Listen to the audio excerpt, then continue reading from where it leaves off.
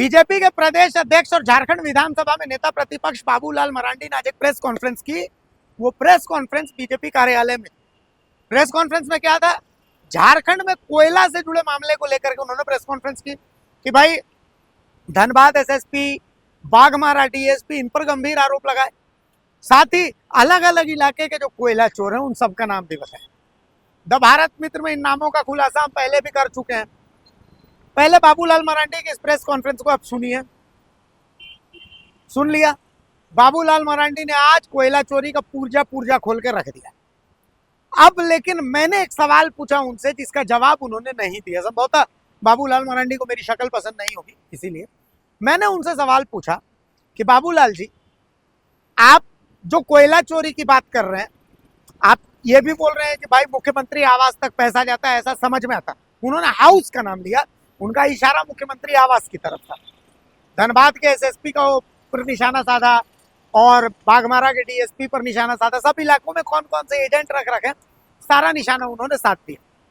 पर मेरा सवाल उनसे ये था कि आप जो आवाज उठा रहे हैं, इसमें मैक्सिमम जो कोयला चोरी के पॉइंट्स हैं वहां के विधायक बीजेपी के हैं। मतलब कैसे, समझिए। कोयला चोरी कहाँ से होती है? झरिया से, विधायक बीजेपी की रागिनी सिंह। कोयला चोरी कहाँ होती है? बाघमारा में, विधायक कौन? शत्रुघ्न महतो। कोयला चोरी कहाँ से होती है? धनबाद से, विधायक राज सिन्हा। कोयला चोरी पूरा ये जो लोकसभा क्षेत्र पड़ता है ये धनबाद का पड़ता है, सांसद आपके हैं। थोड़ा बहुत इलाका गिरिडीह का पड़ता है, सांसद आपके एनडीए के सदस्य हैं। लेकिन इन लोगों ने प्रेस कॉन्फ्रेंस नहीं की। आपने कहा कि आप 2-3 घंटे रुके और आपको पूरी कुंडली मिल गई। जो लोग 24 घंटे वहां पर रहते हैं उनको नहीं पता चलता है। आखिर वो उनकी क्या मजबूरी है कि वो प्रेस कॉन्फ्रेंस नहीं करते, वो इसके खिलाफ आवाज नहीं उठाते, वो ऐसे नाम नहीं बताते? उनकी क्या मजबूरी है? आखिर कोई तो मजबूरी रही होगी। तो ये सवाल को जब मैंने उनसे पूछा तो उन्होंने इसका जवाब नहीं दिया। बहरहाल ठीक है, आपने जवाब नहीं दिया, लेकिन ये सवाल तो है ना कि भाई रांची में बैठ करके बीजेपी के प्रदेश अध्यक्ष सवाल उठा रहे हैं, लेकिन इलाके में बैठ करके ये स्थानीय विधायक जो हैं वो गेहूं पीस रहे हैं, आटा बना रहे हैं। आखिर ऐसा क्यों? कोयला कारोबारियों के घरों पर ईडी ने काफी छापा मारी। तो स्वाभाविक है कि आप सबको ध्यान में है कि वो धनबाद कोयला के नाम से या कोयला नगरी के नाम से ही वो प्रसिद्ध। और उसके बाद थोड़ी सी मैंने हकीकत कुछ जानने की हमने कोशिश की कि भाई धनबाद में हो क्या रहा है, इतना बड़ा इस प्रकार से अचानक छापेमारी हुई। सुनते तो हम सब लोग जरूर थे और धनबाद में कोई पहली घटना नहीं हुई है, वहाँ कोयला की जो लूट वो पहले से ही जारी। लेकिन थोड़ा सा उसमें से मैंने अवैध व्यापार वहाँ शुरू से ही जोरों पर रहा है। हम सबको पता ही है कि एक दफा धनबाद में भी मैंने इस बात को बोला है और आप सब लोगों ने भी उसको लिखते रहे।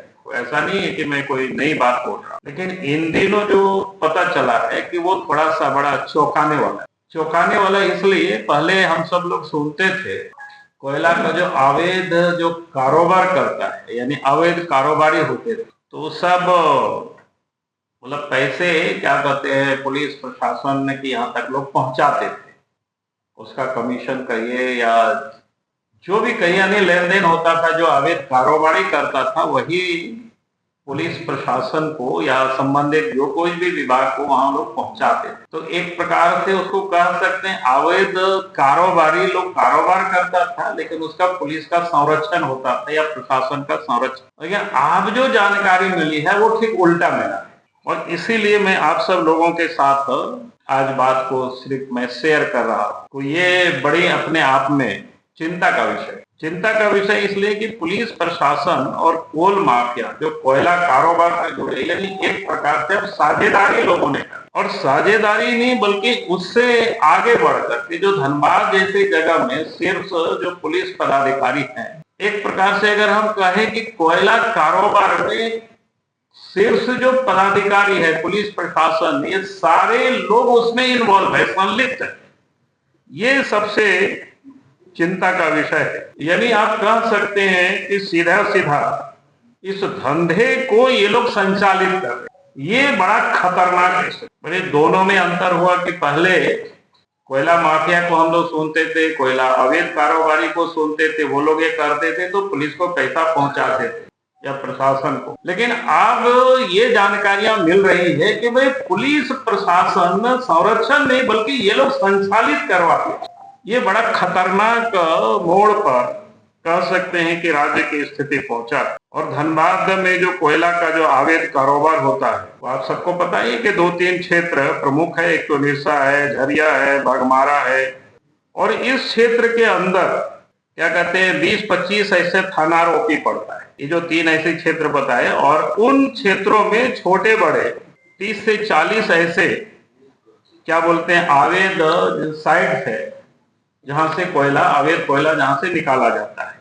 और चर्चा तो यहां तक है कि भाई चर्चा है साइट को प्राप्त करने के लिए, जो हमने कहा कि 30-40 जो साइट है इन सारे इलाकों में धनबाद जिला में, उन साइट को प्राप्त करने के लिए लोग चर्चा है कि भाई हाउस से परमिशन आवश्यक होता है। अब हाउस आप लोग पूछेंगे भाई कौन सा हाउस, आप सब लोग उसको पता करें।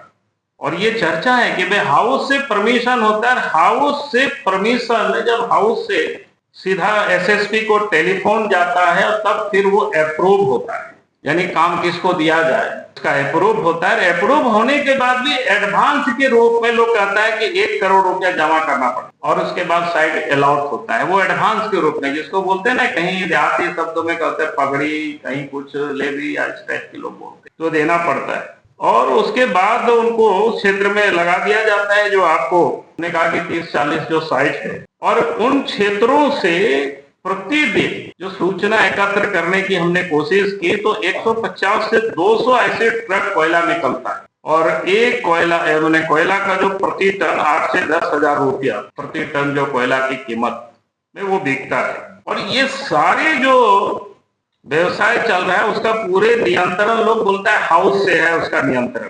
अब लोग कहता है कि हाउस से कोई महाराजा है, और धनबाद के एसएसपी जिसको कह सकते हैं कमांडर इन चीफ या सेनापति कह सकते हैं, और डीसी को कह सकते हैं महामंत्री, सारे ये लोग मिलजुल करके प्रॉफिट को हिस्सेदारी भी यही लोग बांट। और इस धंधा में थाना प्रभारी, इंस्पेक्टर, डीएसपी, सिटी एसपी, ग्रामीण एसपी, एसडीओ, खनन अधिकारी, अंचल अधिकारी, सबका हिस्सा बिल्कुल तय रहता है। और इस धंधे में एक तो बाघमारा में डीएसपी है पुरुषोत्तम सिंह, पूर्व में राज्य के मुख्यमंत्री के वो सुरक्षा में भी रह चुके हैं, मतलब वो क्या कह सकते हैं वहां के एसपी के दाहिना हाथ है, और एक इंस्पेक्टर है अजीत सिंह, वो बाया हाथ है एसपी के वहां के। और ये सारे लोग मिल करके जिसको बोलते हैं वो धंधा होता है। और यहां तक कि ये जो 2 नाम आपको बता रहे हैं, ये लोग जो थाना को भी बोली लगवाते हैं, मालदार थाना कौन है, कम क्या थाना है, और फिर थानेदार का वहां पोस्टिंग होता है। और यहां तक भी जानकारी मिल रही है कि एसएसपी को मदद करने के लिए जमशेदपुर से कोई रितेश और विकास नाम करके उनके और भी लोग को बुला रखा है, जो कि पूरे लोग वसूली करते हैं। ये बिल्कुल सर्वत्र धनबाद में 2-3 घंटे के लिए गए थे, आप समझने की मैंने कोशिश की थी, तो लोगों ने बताया। उसके बाद कई एक साइट है वो लोगों ने बताया, तो बड़ा चौंकाने वाले विषय है। कुछ साइट को अपने उदाहरण में बता रहा हूं आप सब लोगों को, कुछ साइट के बारे में जो जानकारी मिली। एक जो प्रमुख कोल ब्लॉक क्या बोलते हैं कोल साइट्स है, जैसे भावरा का, तो उस साइड में कोई अरविंद है और कर्ण करके है, ये दोनों एसएसपी के लोग हैं। फिर क्या बोलते हैं कुजामा है, आकाश है, मनीष है, ये भी क्या बोलते हैं एसएसपी के लोग। फिर पंचायत साइट है, वहां एक अंजनी करके है, कोई काम देखता है, वो पंकज मिश्रा जो साहेबगंज के है उसके आदमी। फिर निरसा में कोई संजय सिंह है, काम देखता है 2 नंबर का, कोई एसएसपी के आदमी। गोपाली चाक साइड से, और बै सबारा है करके कैलाश पांडे है, वो भी कोई एसएसपी का आदमी।